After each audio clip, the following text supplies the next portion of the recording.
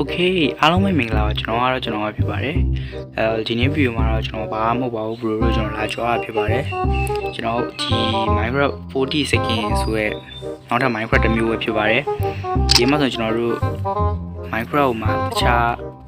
second ကိုကျွန်တော်တို့ဂျိုးတန်း၄ရောင်ရင်မဟုတ်ပဲနဲ့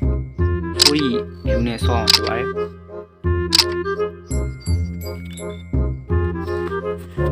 ဒီ second ထဲမှာဆိုရင်တော့ဒီစကင်ရော136ခုပါတယ်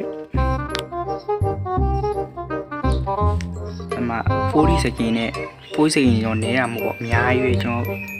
ဒီမှာကျွန်တော်ဒီစကင်တွေလည်းရှိမယ်မောစတီ50စကင်လည်းရှိရယ်ဟိုအများကြီးတော်များများရှိရယ်ပင်ကွင်းတွေလည်းရှိရယ်ကျွန်တော်အကြိုက်ဆုံးကတော့ over မှာကိုအကြိုက်ဆုံးပါပဲကျွန်တော်ဒီမှာကျွန်တော်လက်ရှိ3နှစ် over မှာဒါကျွန်တော် Roblox တွေကကာရီတာတယောက်ပဲဖြစ်ပါတယ်ဒါကတော့တယောက် Astic Lico ပဲဖြစ်တယ်ဆိုတော့အများကြီးပဲပေါ့ကျွန်တော်ဒီမှာ40စက္ကန့်ဆိုတာနေရမှာမဟုတ်ပါဘူးအကုန်အများကြီးပဲဆိုတော့ဒီ Minecraft ကိုလိုချင်ရဆိုရှင်တော့ကျွန်တော် channel ကို subscribe ရယ် like ရယ်လုပ်ပြီးတော့ comment မှာလိုချင်တယ်လို့ရေးပေးခဲ့ပါ